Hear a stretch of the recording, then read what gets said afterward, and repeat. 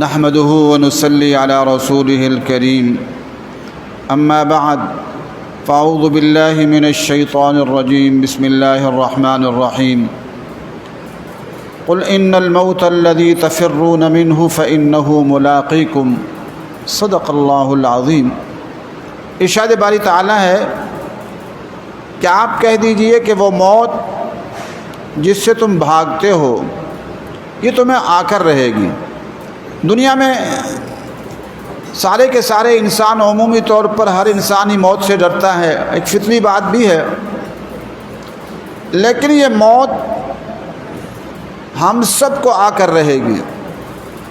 دنیا میں بڑے سے بڑا انسان ہو، جرنیل ہو، حاکم ہو اور بے حساب پیسہ رکھنے والا ہو، لیکن موت وہ اٹل حقیقت ہے جس نے آ کر رہنا ہے۔ اللہ تبارک و تعالی نے جو ہمارے اندر روح رکھی ہے، جب تک یہ روح دوڑ رہی ہے تو یہ ساری بہاریں نظر آتی ہیں، لیکن جہاں روح نکل جائے سارے عہدے ختم ہو جاتے ہیں۔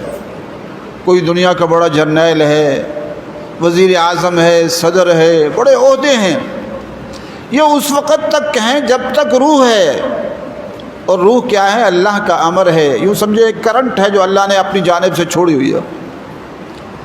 اب کرنٹ ہو تو پوری عمارت کے اندر پنکھے چلتے ہیں، اے سی چلتے ہیں، بلب جلتے ہیں، لیکن جہاں کرنٹ ختم ہو گیا، بجلی ختم ہو گئی، اب سارے پنکھے بند اور مشینری بند، لائٹیں بند۔ جب تک یہ اللہ تعالیٰ کا کرنٹ روح ہمارے اندر موجود ہے تو اس وقت تک آنکھوں میں رونق ہے، بہاریں ہیں، عہدے ہیں، لیکن جہاں یہ کرنٹ ختم کر دیا، اللہ کا امر آ گیا اور اللہ نے وہیں سے آف کر دیا، تو اب یہ بڑا جرنیل ہے تب بیکار ہے۔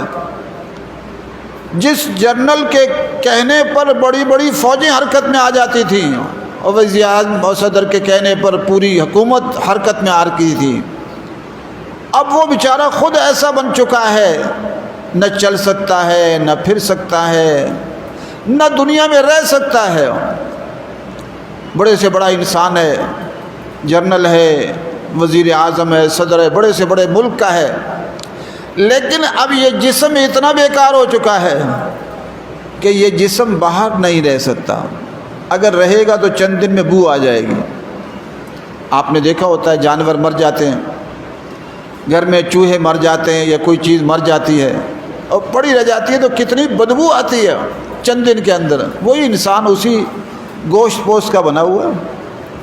تو اس لیے ہمیں تکبر نہیں کرنا چاہیے اور موت سے ڈرنا بھی نہیں چاہیے۔ جس موت نے آنا ہے تو اللہ فرما رہے ہیں قل ان الموت الذی تفرون منہ فانہ ملاقیکم۔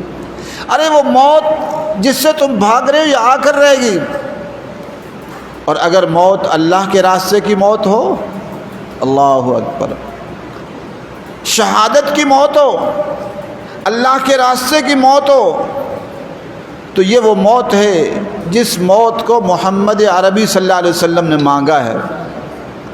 وَدِدتُّ أَنْ أُقْتَلَ فِي سَبِيلِ اللَّهِ ثُمَّ أُحْيَا ثُمَّ أُقْتَلْ ثُمَّ أُحْيَا ثُمَّ أُقْتَلْ۔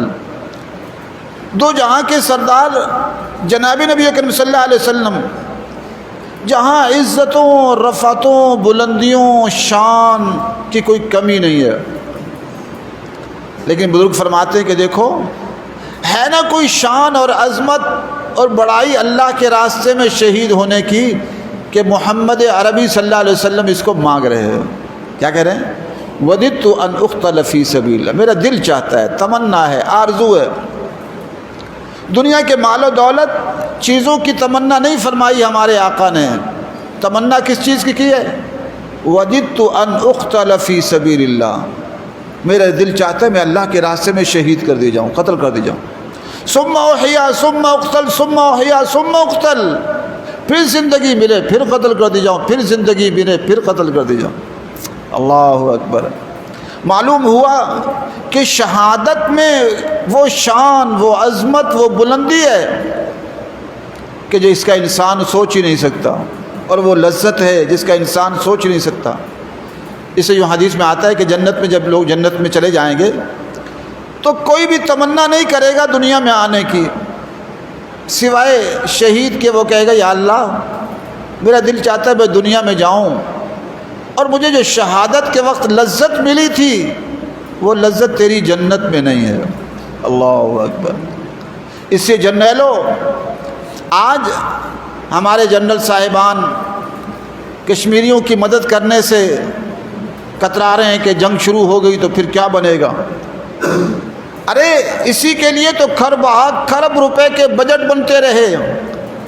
قوم نے اپنا پیٹ کاٹ کر جو ہے آپ کو پیسے دیے کہ جی وقت آئے گا تو آپ حضرات اللہ کے راستے میں جہاد کریں گے. ابھی تک تو اپنوں کے خلاف کارروائیاں ہوتی رہی نا. اب تو وقت آیا ہے ہندو کے خلاف لڑنے کا.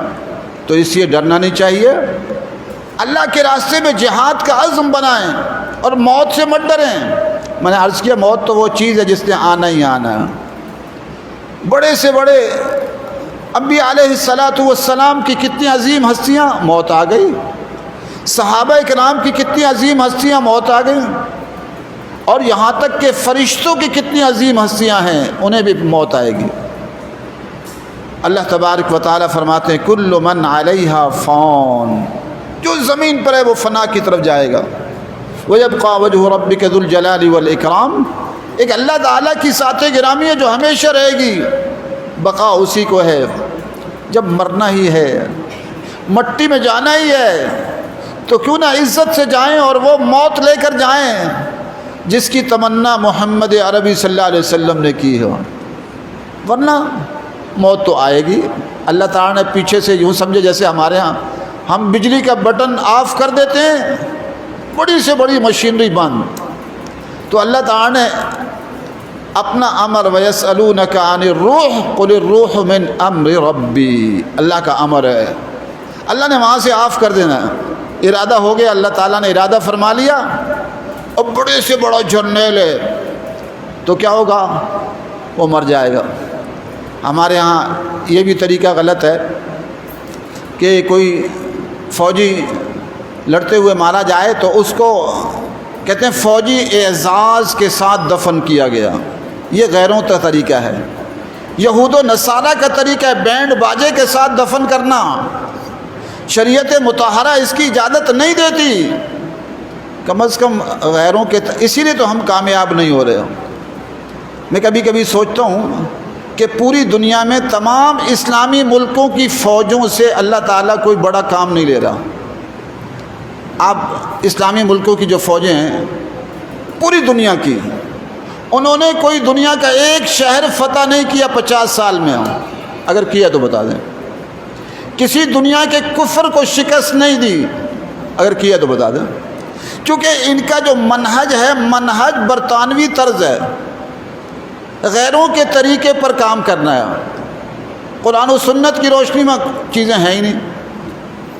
تربیت کا طریقہ بھی غیروں کا طریقہ ہے. بعض اوقات دیکھا کہ جی وہ کھا رہے ہیں جو مرغی ہے مرغی کو اس کا خون پی رہے ہیں چبا کر ذبح کیے بغیر کیونکہ غیروں کا طریقہ. اس سے غیروں کے طریقوں میں برکت نہیں ہے. برکت محمد عربی صلی اللہ علیہ وسلم کے طریقوں میں ہے. تو اس لیے اسلامی ملکوں کی وہ فوج جن کی تربیت برطانوی طرز پر ہوتی ہے انہوں نے کوئی دنیا کا علاقہ فتح نہیں کیا. کوئی کافروں کو شکست نہیں دی. جبکہ آپ دیکھیں افغانستان میں مجاہدین نے سوویت یونین کو بھی شکست دی اور 44-45 ملکوں کو بھی شکست دے دی. تو اس لیے میری گزارش ہے مرنا ہے. موت نے آنا ہے پھر ڈرنا کیوں. موت نے آنا ہے تو پھر ڈرنے والے نہ بنیں. ہمت اور جرأت کے ساتھ قربانی دینے کا جذبہ پیدا کریں. ڈرنا تو کفار کو چاہیے جن کے آگے جہنم ہے. ہمارے لیے تو جنت انتظار کر رہی ہے. تو اس لیے جو ہے موت سے ڈرنا چھوڑیے اور جہاد ایمان تقوی جہاد فی سبیل اللہ ماٹو ہے تو جہاد سے پیار کیجیے اور جہاد کی فضائیں بنائیے اپنے ملک میں. اور یہ مقبول جان نے بڑی اچھی بات کہی ہے اپنے کسی پروگرام میں. انہوں نے کہا وقت آ رہا ہے کہ ہمارے حکمرانوں اور فوج کو منتیں کرنی پڑیں گی ان مدارس والوں سے مولویوں سے کہ جہاد کے نکلو. ہیں؟ پہلے تو جہاد کو کریش کیا نا، یہ دہشت گردی، دہشت گردانہ لٹریچر نکلا ہے، کیا جہادی لٹریچر نکلا ہے۔ اب کریش کرتے کرتے اب کشمیر کے لیے اٹھنے کو کوئی خاص تیاری نظر نہیں آتی، سوائے احتجاجی مظاہرے، مذمتی بیان۔ علماء وہ کر رہے ہیں، وہ شام کو جا کے گھروں کو بیٹھ جائیں گے، پھر لڑنا تو فوج نے ہے، پھر مجبور۔ تو اس لیے ہم سمجھتے ہیں کہ ملک میں قرآن و سنت کے نفاذ کی فکر کریں اور امت مسلمہ کو جہاد کے لیے تیار کریں، تو پھر انشاءاللہ آپ لوگ گھر بیٹھے رہیں گے، امت مسلمہ ہی کافی ہے۔ جیسے افغانستان میں امریکہ کو شکست دے دی، آپ لوگوں کو لڑنا نہیں پڑے گا۔ اللہ تبارک و تعالیٰ سے دعا ہے کہ اللہ تبارک و تعالیٰ پوری دنیا میں اسلامی نظام کی بہاریں نصیب فرمائے، اور کشمیر اور پوری دنیا کے اندر جو مسائل ہیں ان کو حل فرمائے۔ وآخر دعوانا الحمدللہ رب العالمین۔